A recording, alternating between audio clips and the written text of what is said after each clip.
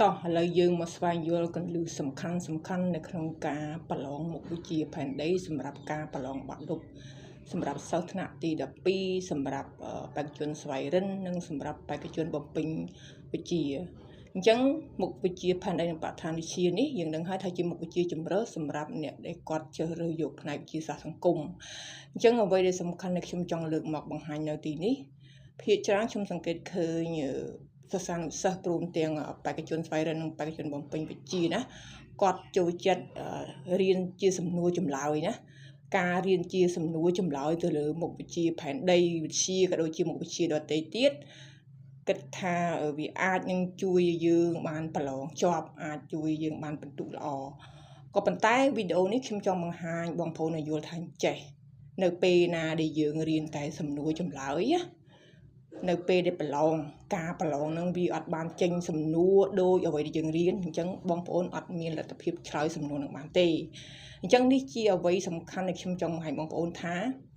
ដើម្បីយើងអាចឆ្លើយសំណួរយើងអាចដោះស្រាយបញ្ហាសម្រាប់មុខវិជ្ជាឥឡូវខ្ញុំលើកមួយគឺមុខវិជ្ជាផែនដីវិទ្យាអញ្ចឹងរឿងសំខាន់គឺបងប្អូនត្រូវតែយល់អំពីខ្លឹមសារមេរៀនខ្ញុំដឹងថាវាពិបាកសម្រាប់អ្នកដែលគាត់ជាបេក្ខជនស្វ័យរិន្ធជាបេក្ខជនពេញវិជ្ជាដោយសារតែគាត់អត់មានពេលសិក្សារៀនសូត្រអញ្ចឹងខ្ញុំនឹងចែករំលែកវិធីសាស្ត្រនៅក្នុងការរៀនដើម្បីឲ្យយើងមានមូលដ្ឋានគ្រឹះនៅក្នុងការសិក្សាទៅលើមុខវិជ្ជាផែនដីនិងបរិស្ថានវិទ្យានេះហើយអ្វីដែលសំខាន់គឺយើងអាចមានលទ្ធភាពឆ្លើយនៅសំណួរណាដែលជាសំណួរមេរៀនមួយហ្នឹងយើងមិនចាំបាច់ចាំសំណួរចម្លើយទេប៉ុន្តែយើងមានមូលដ្ឋានគ្រឹះនៅក្នុងការឆ្លើយឥឡូវខ្ញុំមកបង្ហាញបងប្អូនថាតើនៅក្នុងមុខវិជ្ជាផែនដីនិងបរិស្ថានវិទ្យាថ្នាក់ទី12នេះមេរៀនកន្លែងណាខ្លះដែលឧស្សាហ៍ចេញប្រឡងនៅក្នុងការប្រឡងសញ្ញាបត្រមធ្យមសិក្សាទុតិយភូមិរយៈកាលកន្លងមកអញ្ចឹងខ្ញុំបង្ហាញនៅលើមាតិកាសភៅយើងនេះអញ្ចឹងនៅក្នុងមាតិកាចំណងជើងមេរៀនណាអញ្ចឹងយើងមានពីចម្ពោះ1ចម្ពោះ2ចម្ពោះ3និងចម្ពោះ4អញ្ចឹងអ្វីដែលគេឧស្សាហ៍ចេញច្រើនជាងគេគឺចម្ពោះទី1ចម្ពោះទី1នេះបានន័យថាពីមេរៀនទី1ដល់មេរៀនទី4នេះគឺឧស្សាហ៍ចេញ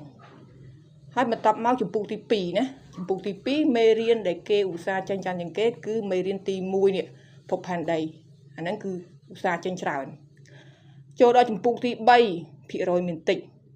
តែសំខាន់នេះចម្ពោះទី4នេះគឺមេរៀននេះគឺក៏មានវត្តមានច្រើនដែរហើយអ្វីដែលជាសំខាន់ដែលគេឧស្សាហ៍ចេញគឺពាក់ព័ន្ធជាមួយនឹងមេរៀនទី2គឺឥន្ធនៈហ្វូស៊ីលហើយអ្វីដែលខ្ញុំចង់បង្ហាញបងប្អូនដូចជាមេរៀន